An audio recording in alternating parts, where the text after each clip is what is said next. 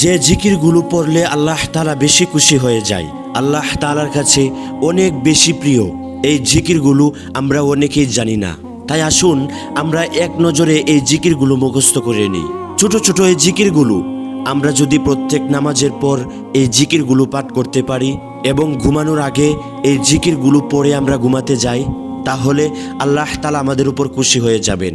আর যে রাত্রিতে আপনি এই জিকিরগুলো করে ঘুমাবেন, ওই রাত্রিতে যদি আপনার মৃত্যু ঘটে, আল্লাহ তাআলা অবশ্যই আপনাকে জান্নাত দান করবেন ইনশাআল্লাহ। বিভিন্ন সময় আমরা অনেক ইস্তেগফার পাঠ করি, অনেক জিকির পাঠ করি, কিন্তু সিরিয়ালে আমরা কোনো জিকির বা ইস্তেগফার পাঠ করতে পারি না। তাই চলুন আমরা সেই এক নজরে আল্লাহ তাআলার প্রিয় জিকিরগুলো জেনে নিই। 1 সুবহানাল্লাহ 3 বার পাঠ করবেন। 2 আলহামদুলিল্লাহ 3 বার পাঠ করবেন। 3 লা ইলাহা ইল্লাল্লাহ 3 বার পাঠ করবেন। 4 আল্লাহু আকবার 3 বার পাঠ করবেন। 5 আস্তাগফিরুল্লাহ 3 বার পাঠ করবেন। 6 আল্লাহুম্মা গফিরলি 3 বার পাঠ করবেন।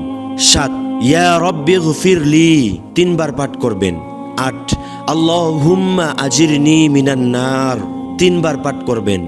9 সাল্লাল্লাহু আলাইহি ওয়াসাল্লাম 3 বার পাঠ করবেন। 10 লা হাওলা ওয়ালা কুওয়াতা ইল্লা বিল্লাহ 3 বার পাঠ করবেন। 11 লা ইলাহা ইল্লা আনতা সুবহানাকা ইন্নী কুনতু মিনাজ জালিমিন 3 বার পাঠ করবেন। এইভাবে সিরিয়ালে দোয়াগুলো করে আল্লাহ তাআলার কাছে আপনি যা চাইবেন, আল্লাহ তাআলা আপনাকে তাই দান করবেন ইনশাআল্লাহ।